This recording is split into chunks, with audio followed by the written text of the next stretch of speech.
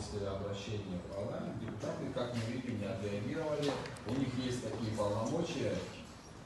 Самое интересное, что в 2017 году, в декабре месяце, депутаты парламента того созыва внесли в повестку вопрос ввода недоверия премьер-министру правительства.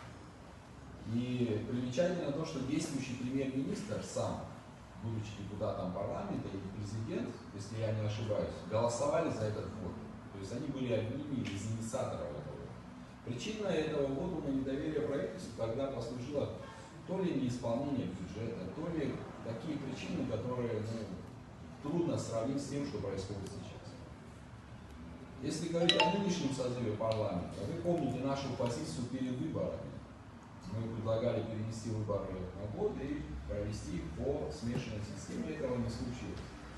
В итоге, я не знаю ни одного депутата из 35 сегодня действующих, который согласен с тем предложением министра экономики, например, которое было озвучено недавно, что наши граждане должны платить за киловатт-час электроэнергии минимум 2 рубля 70 копеек. Или я не знаю ни одного депутата, который рад тому, что ровно полгода наши граждане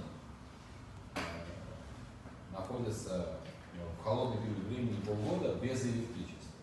То есть и ряд других вопросов.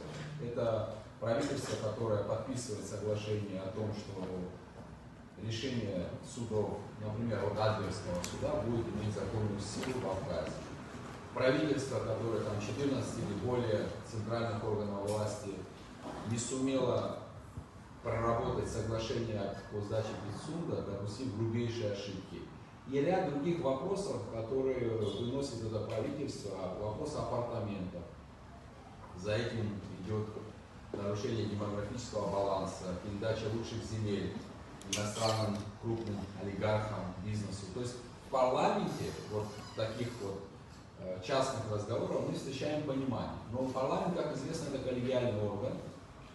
И, к сожалению, мы видим, что и на парламент сегодня оказывается большое давление со стороны исполнительной власти.